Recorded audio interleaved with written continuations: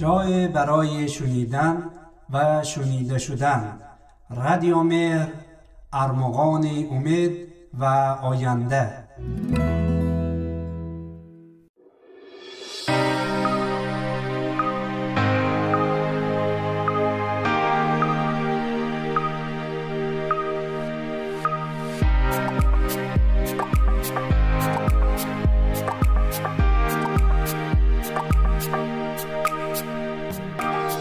کافه کتاب، برنامه‌ای کافه کتاب تقدیم می‌کند. مهمانی ما باشید به اندازه نوشیدن 1 فنجان قهوه. اینجا رادیو مهر، ارمغان امید و آینده.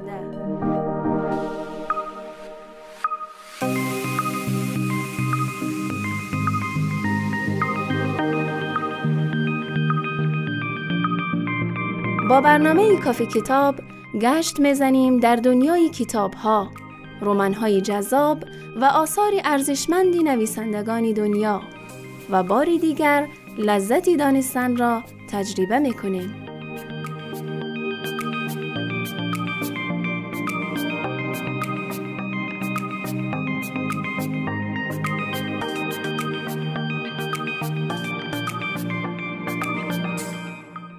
سلام و درود شنوندگان عزیز، به کافه کتاب دیگر خوش آمدید. مدینه حیدرزاده هستم و از اینکه باری دیگر فرصت یافتم تا در کنارتان باشم خدا را شکر میگویم.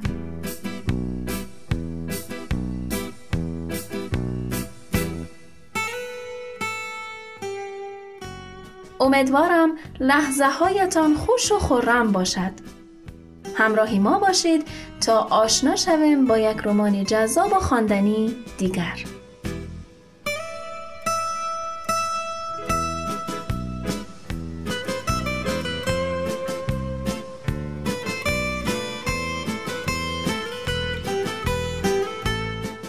رمانی کیمیاگر.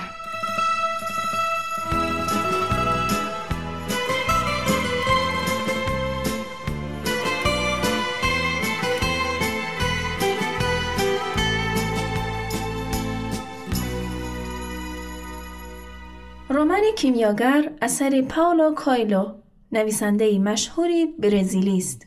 کیمیاگر داستانی پرکشش و جذاب دارد و سبک داستانی آن مشابه سبک داستان‌های شرقی است. روحی کلی داستان دعوتی به آزاد شدن از تعلقات و وابستگی‌ها و آغاز سفر است که در نهاد بشر وجود دارد. همچنین جملات قصار جالب در جای جای رمان وجود دارد که بسیار حائز اهمیت است. اینچنین کیمیاگر از جمله رمان‌های بسیار پرفروش دهه پایانی قرن 20 جهان است. این کتاب در بیش از 150 کشور دنیا انتشار یافته و به بیش از 52 زبان نیز ترجمه شده است. این رمان درباره چوپان اسپانیایی به نام سانتیاگو است که در رویای خود محل گنج مدفون را در حوالی اهرام مصر مشاهده می کند و به قصد تحقق بخشیدن به این رویای صادقه که آن را افسانه شخصی خود می خواند وطنش را در اندلس رها می کند و رهسپار شمال افریقا می شود.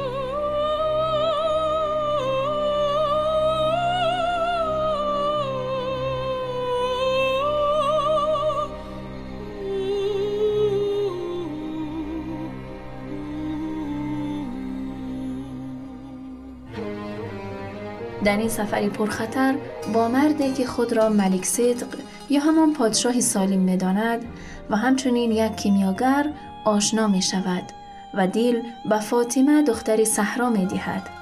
همه این افراد سانتیاگو را در مسیر جستجویش هدایت می کنند. سرانجام سانتیاگو پس از تحمل سالها سفر طاقت فرسا گنج را نه در فرسنگ‌ها دورتر بلکه در همان عاقل گوسفندانش در سرزمین خود می‌یابد، گنج بزرگتر که آن را فقط می‌توان در درون جست.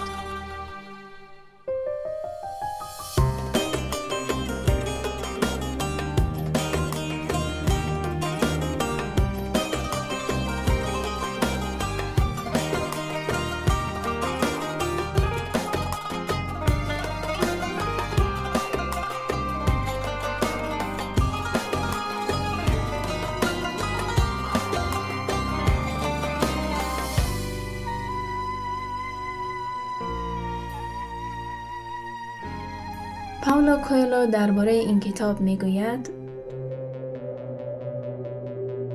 وقت چیزی را میخواهی تمام کائنات همدست میشود تا تو بر رؤیایت تحقق بخشی.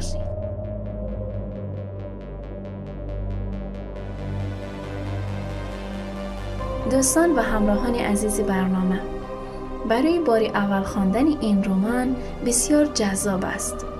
برای بار دوم که میخوانید، معانی نهفته‌ای که در جملات کتاب است برایتان آشکار میشود. اما برای بار سوم که این کتاب را مطالعه میکنید، چیزی جدید در نوشته ها نمیابید. اما در خودتان چرا؟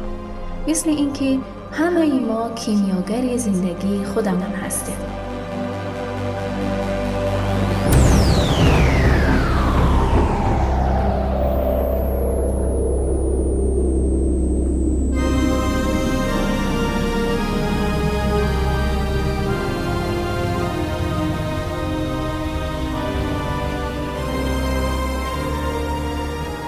همراه ما باشه تا لحظاتی را همسفر سانتیاگوی چوپان شویم.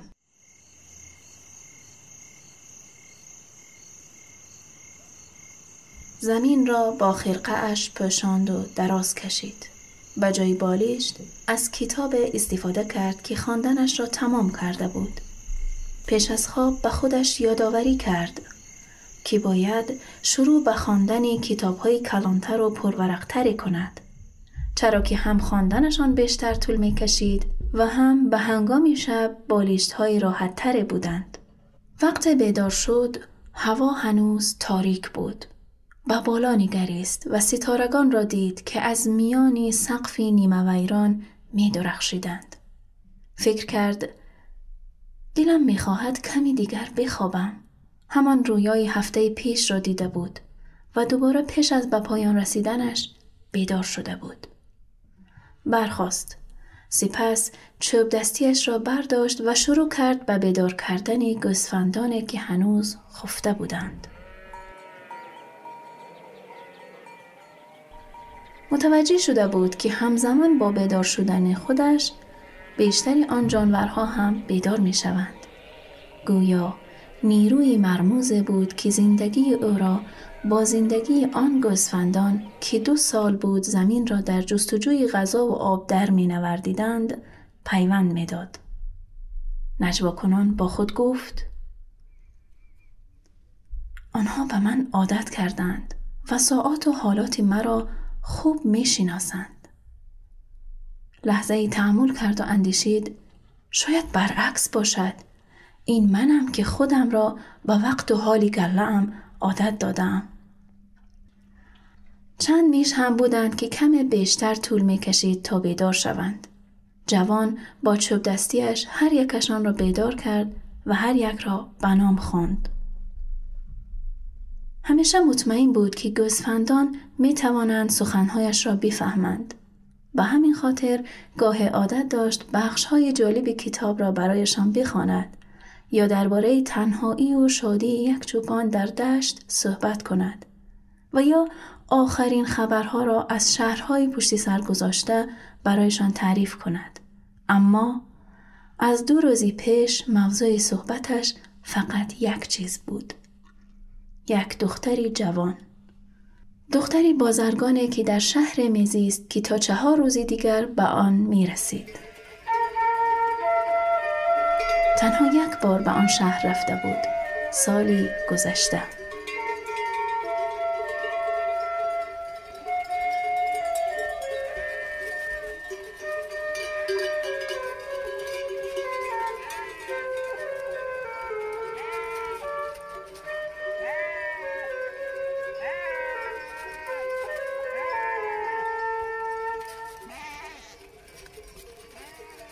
بازرگان صاحب یک پارچه فروشی بود و برای اجتناب از تقلب دوست می داشت پشم گوسفندها را پیش چشمانش بچینند. دوست دکان را به چوپان نشان داده بود و او هم گوسفندهایش را به آنجا برده بود. به بازرگان گفته بود باید کمی پشم بفروشم. دکان پر آدم بود و بازرگان از چوپان خواست تا بگاه صبر کند. جوان در کنار پیاده‌روی مقابل دکان نشسته بود. از خورجینش کتاب بیرون آورد. در آن هنگام صدای بنرمی باد در کنارش گفت: نمی‌دانستم چوپان‌ها هم سواد دارند. دختری جوان بود با شمایل دخترهای منطقه اندلس، با موهای برنگ شب و چشمانی که انسان را به یاد چشمان سیاه همیشه مرطوب مغربیان می اندازد. چوپان جوان پاسخ داد: چرا چنین سوال می پرسی؟ فکر می کنی که چوپانها بیشتر از کتابها از گوسفندان می آموزند و نیازی به خواندن ندارند؟ بیش از 2 ساعت به پرحرفی گذشت و گفت که دختری آن بازرگان است و زندگی در شهر را خالی از ماجرا می بیند و روزهای یک نواختی آن را دوست نمی دارد. چوپان هم از دشت‌های اندلس گفت و از آخرین رویدادهایی که طی سفرش چه در مسیر و چه در شهر دیده بود گفت و از اینکه مصاحبه داشت و مجبور نبود فقط با گوسفندهایش صحبت کند راضی به نظر می رسید. دخترک با لحن متکبرانه پرسید: خواندن را چطور یاد گرفتی؟ جوان پاسخ داد: مثل همه مردم در مکتب. پس اگر خوانده می توانی چرا فقط یک چوپان هستی؟ جوان بهانه آورد تا به آن پرسش پاسخ ندهد، زیرا مطمئن بود دخترک هرگز نمی فهمد. سپس با بازگو کردن داستانهای سفرش ادامه داد و آن چشمها گاه از شدت تعجب باز و از هراس بسته می شدند. با گذر وقت پسر جوان آرزو می کرد که زمان هرگز به پایان نرسد و پدر دختر تا مدتها گرفتار باقی بماند و از او بخواهد تا 3 روز دیگر منتظر بماند. دریافت چیزی را احساس می کند که هرگز تجربه نکرده بود. میلی به این که برای همیشه در یک شهر بماند. با آن دختری موسیا و هیچ روز شبیه روزهای دیگر نباشد.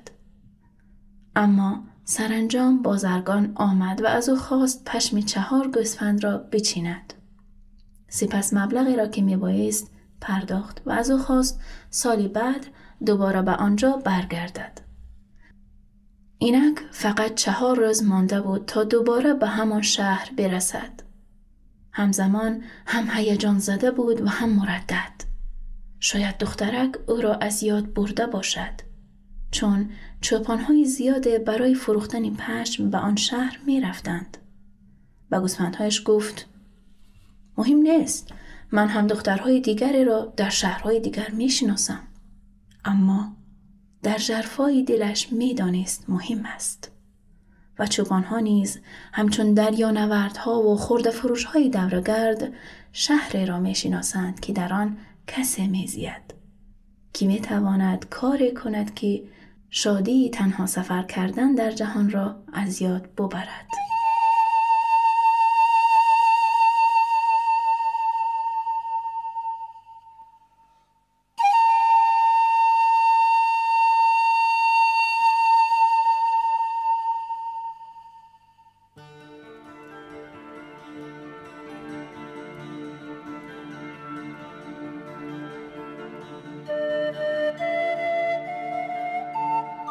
روز تابش گرفت و چوپان گله را رو به خورشید پیش راند. فکر کرد اینها هیچ وقت احتیاج به تصمیم گرفتن ندارند. شاید برای همین است که همواره پیش من میمانند. تا هنگامی که من بهترین چراگاه‌های اندلس را میشناسم همواره دوستم میمانند. حتی اگر همه روزها به هم شبیه و از ساعتهای دراز تشکیل شوند که زمانی بین طلوع و غروب خورشید را پر می کند. حتی اگر در زندگی کوتاهشان هرگز یک کتاب هم نخوانده باشند و زبان مردمی که درباره خبرهای تازه شهرها صحبت می کردند را هم نفهمند. با آب و غذایشان راضی هستند و همین کافی است برایشان. در عوض سخاوتمندانه پشم، همراهی و گاه گوشتشان را هم به من تقدیم می کنند.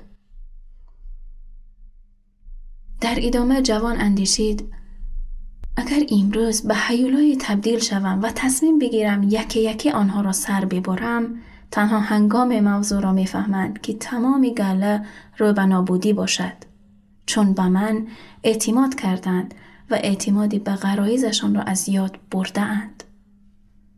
فقط به خاطر اینکه من آنها را به سمت آب و غذا هدایت میکنم. تصمیم گرفته بود که این بار به دخترک بگوید که چرا یک چوپان ساده خوانده میتواند.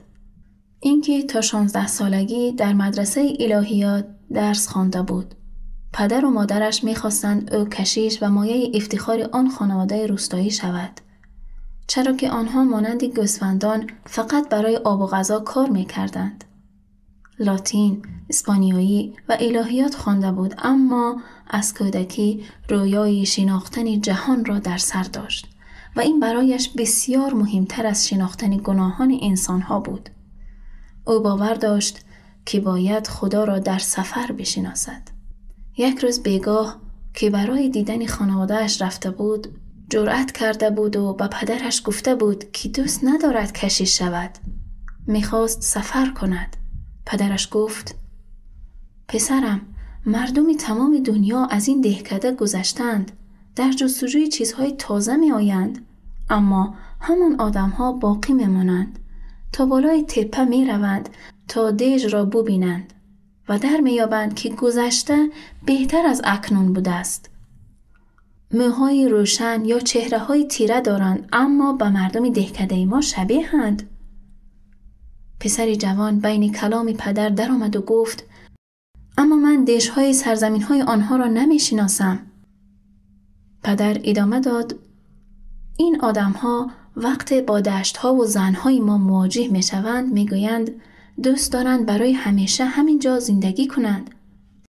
پسرم، آن آدم‌ها کیسه‌های پر از پول دارند و در میان ما تنها چوپان‌ها سفر می‌کنند. سانتیاگو با عجله گفت: پس من هم چوپان می‌شوم. پدر دیگر چیز نگفت. روزی بعد کیسه‌ای که درون آن 3 مدال اسپانیایی بود به او داد و گفت: در مزرعه پیدایشان کردم. میخواستم در عوض پذیرفتنت آنها را به کلیسا ببخشم. اما اکنون گله‌ات را بخر و دنیا را بگرد. تا زمانی که بیاموزی دیژ ما مهمترین دیژ و زنان ما زیباترین زنان هستند. بعد او را دعای خیر کرد. جوان در چشمهای پدرش نیز میل گشتن به گرد جهان را دید. میلی که هنوز زنده بود. هرچند 10 سال کوشیده بود آن را در نیازش به آب و غذا و همان بیتوتگاه شبانه دفن کند.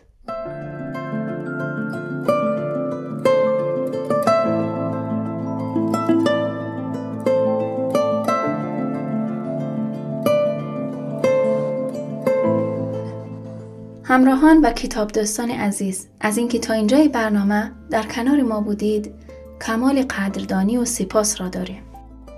روز بخیر و تا برنامه دیگر، خدایار و نگهدار.